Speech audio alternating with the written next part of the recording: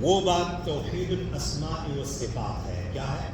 توحید الاسماء والصفات. کہ اللہ رب العالمین نے جیسے اپنے آپ کی معرفت ہمیں اپنی کتاب میں کروائی ہے کہ میں ایسا ہوں، ہم نے اللہ کو ایسا ماننا ہے، اور جیسے معرفت ہمیں اللہ کے رسول نے اپنی احادیث مبارکہ صحیحہ میں کی ہے، ہم اللہ کو ایسا مانیں گے.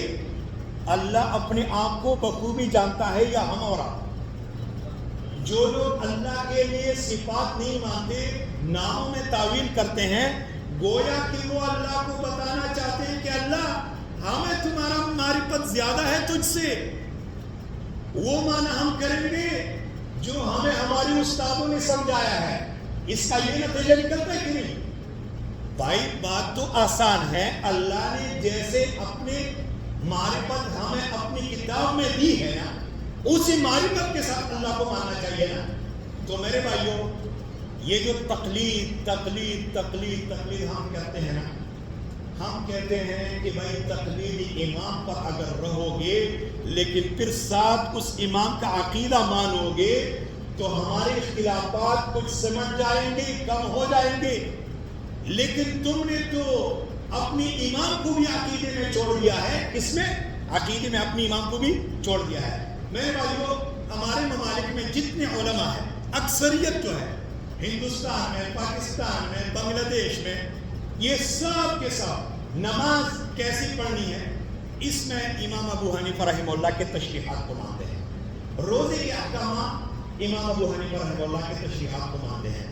حج کے احکامات امام ابو حنیفہ رحمہ اللہ کے تشریحات کو مانتے ہیں. تو سوال یہ ہے کہ پھر اس امام کے عقیدے کو کیوں نہیں مانتے؟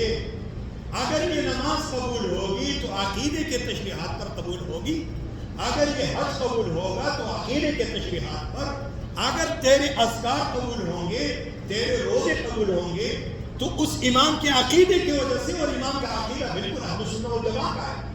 تو میرے بھائیوں بتاؤ، ہم اس امام کے عقیدے کو مانتے ہیں، پھر ان کے وصیتوں کو بھی فالو کرتے ہیں. وہ کہتے ہیں کہ جب حدیث صحیح آپ کو مل جائے وہ مانو اور میرے پیچھے آ کر کیا کرو گے؟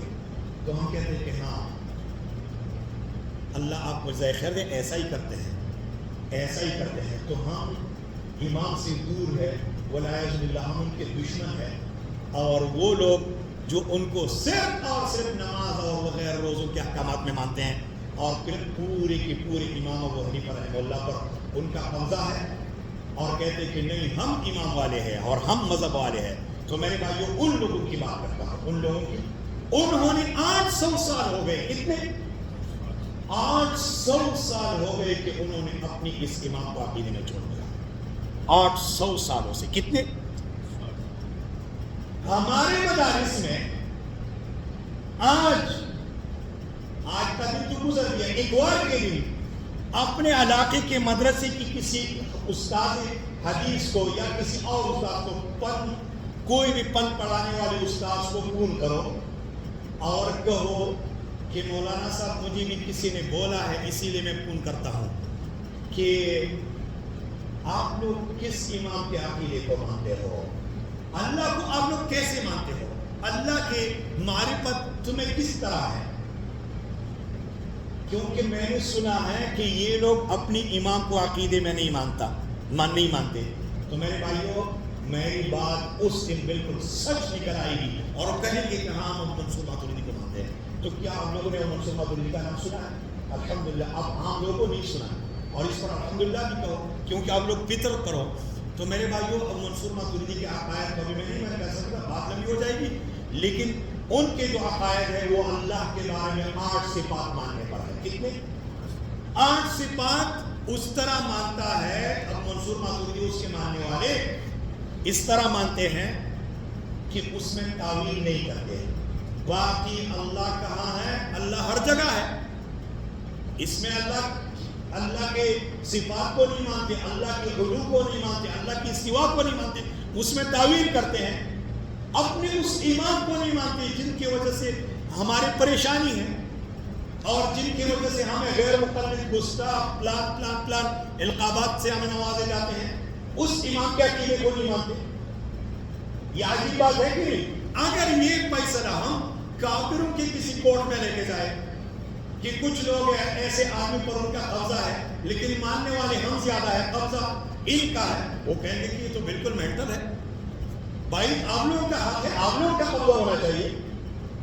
تو میرے بھائیوں، یہ جو تفسیر ہے یہ پشتوں میں ہے، اور اس سے میں ایک مثال دیتا ہوں۔ مثالیں تو کئی ایک ہے، اللہ کی صفات کے بارے میں جتنی بھی مثالیں سب ایسے ہیں۔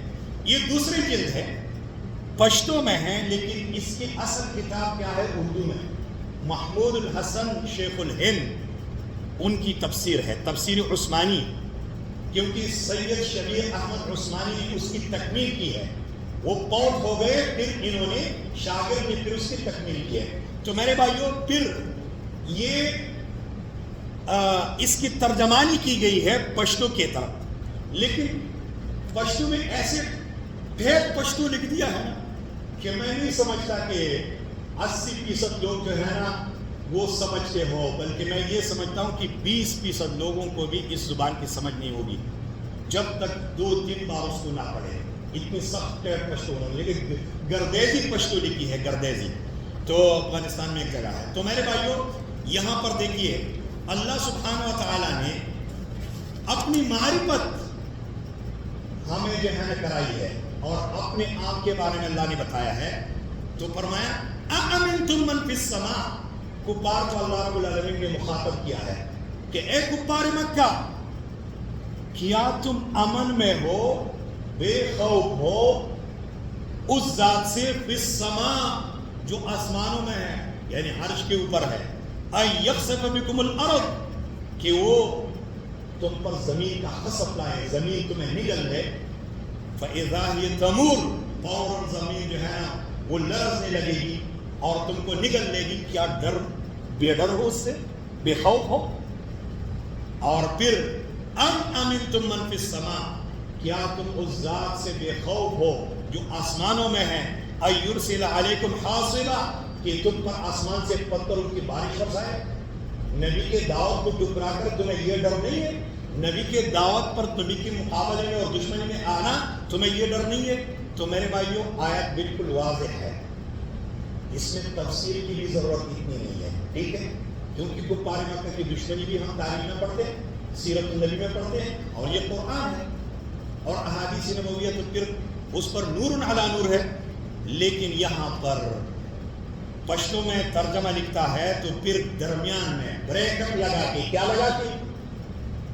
فَزَعَمْ اسْتَاسُ اے منکران د اسلام، اللہ آسمانوں میں ہے، تمہارے زعم پر اے کفار مکہ، ہم مسلمانوں کے عقیدے میں اللہ ہر جگہ ہے۔ اِنَّا لِلَّهِ وَإِنَّا إِلَيْهِ رَاجِعُونَ۔ یہ جو تفسیر ہے الحمدللہ، یہ یہاں پر ابھی منع ہے، یہاں نہیں چھپتی یہ کتاب، لیکن پاکستان میں ایک مولانا صاحب جو جامعہ اسلامیہ کے متخرج تھے لیکن عقیدہ یہ رکھتے تھے، میرا ان کے گھر میں ایک دن آنا ہوا اور میں وہاں ان کے پاس بیٹھ گیا، تو میرے مکتبے میں یہ تفسیر دیکھی، تو میں نے کہا مولانا صاحب کیا یہ عقیدہ ٹھیک ہے؟ تو انہوں نے کیا کہا کہ سعودیہ میں جو بھی کتاب چھپتی ہے نا تو 40 رکنی کمیٹی جو ہے نا اس کتاب کو پڑھتی ہے اور پھر جو ہے نا اس کے لیے سرٹیفکیٹ جاری کر کے وہ کتاب چھپتی ہے۔ میں نے کہا کہ بھائی یہ 40 رکنی کمیٹی نے نہیں لکھی، یہ تو پشتو میں لکھی گئی تفسیر ہے، ترجمہ کی گئی، اور اسی طریقے سے ابھی منع شدہ ہے۔ آپ کے بارے میں پوچھتا ہوں کہ آپ کا اس کے بارے میں کیا عقیدہ ہے؟ میں مہمان تھا، لیکن میں حق کے لیے میں ان سے جو ہے نا کوئی حیا اور عار کو جو ہے نا پیچھے رکھ کر میں نے ان سے سوال کیا، وہ بیچارہ بالکل لاجواب ہو گیا کیونکہ ان کا یہ عقیدہ تھا۔ تو میرے بھائیوں، اللہ سبحانہ و تعالیٰ نے جیسے اپنی معرفت ہمیں اپنی کتاب میں کی ہے نا، ایسے اللہ کو ماننا، اس کو کہتے ہیں توحید الاسماء والصفات۔ اور یہ بات تو آگے لمبی ہے، میں انہی باتوں پر اکتفا کرتا ہوں، لیکن امام ابو حنیفہ رحمہ اللہ کے قول ذہن میں آیا، وہ کہتے ہیں کہ اللہ کے لیے ید ثابت ہے، کیا؟ ہاتھ ثابت ہے۔ وَلَا يُقَالُ إِنَّ يَدَهُ قُدْرَتُهُ لِأَنَّ فِيهِ إِبْطَالُ الصِّفَةِ وَهُوَ قَوْلُ أَهْلِ الْقَدَرِ وَالْاِعْتِزَالِ۔ یہ نہ کہیں کوئی کہ ید سے مراد قدرت ہے، کیونکہ یہ تو معتزلہ کا عقیدہ ہے، قدریہ کا، اور تم تو اہل السنہ والجماعہ ہو، تو اللہ کے لیے ید کا معنی ہاتھ سے کرو، اور یہ اللہ رب العالمین کے کچھ صفت کو باطل کرنے والی بات ہوگی۔ کیا بات ہوگی؟